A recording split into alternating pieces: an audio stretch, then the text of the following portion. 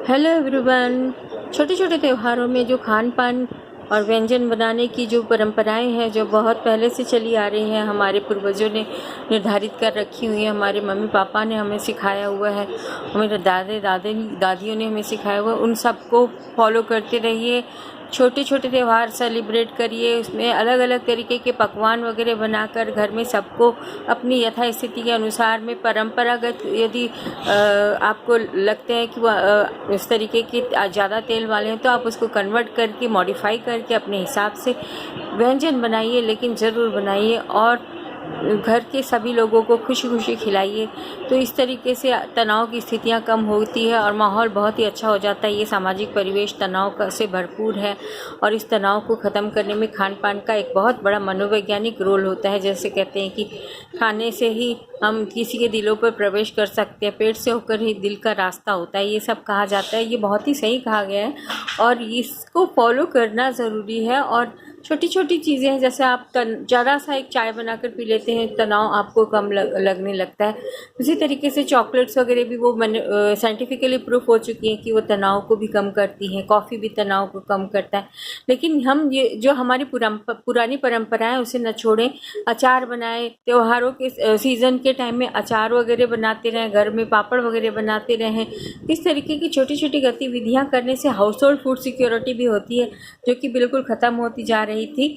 और साथ में आपके तनाव कम होते हैं। महिलाओं को आप देखोगे कि वो अपने तनाव इसी तरीके से पहले कम किया करती थी। पहले सबका सामाजिक परिवेश ऐसा था कि जहाँ तनाव कम थे, लेकिन आज के सामाजिक परिवेश में चाहे वो कोई सी आर्थिक स्थिति वाले परिवार हो, सब जगह तनाव का एक अलग अलग तरीके की स्थितियाँ व्याप्त है। कहीं आर्थिक तंगी की वजह से तनाव है, तो कहीं आर्थिक के साथ साथ सामाजिक जो है परिवर्तनों की वजह से तनाव है, तो कहीं आर्थिक स्थिति यदि ज़्यादा अच्छी है, उच्च है, लेकिन साथ में आपस में किसी के लिए वक्त नहीं है। इस तरीके की जो भी तनाव होते हैं, वो सब इन सभी जो सांस्कृतिक पारिवारिक जो क्रियाकलाप हैं उनसे ज़रूर दूर होते हैं और वो तनाव आपको आने ही नहीं देते, आपके परिवारों में तनाव की स्थितियाँ पैदा ही नहीं होने देते। सब स्थितियों को ध्यान रख करके पूरा करना एक अलग स्थिति है, लेकिन खान पान के द्वारा भी हम इस तरीके के तनाव की स्थितियों को कम कर सकते हैं।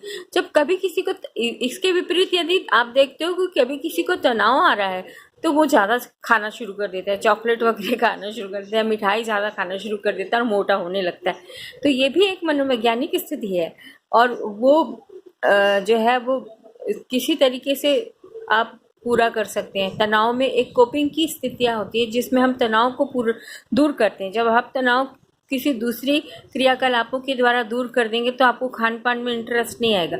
यदि आप वही तनाव को हम व्यंजन बनाने में, अचार वगैरह रखने में, पापड़ वगैरह बनाने में अपने इस तनाव को निकाल देंगे, तो सारा का सारा वो डाइवर्ट हो जाएगा और खाने के प्रति भी आपका रुझान कम होकर बनाने के प्रति ज़्यादा लग जाएगा। तो ये है खान पान का मनोविज्ञान। Thank you so much.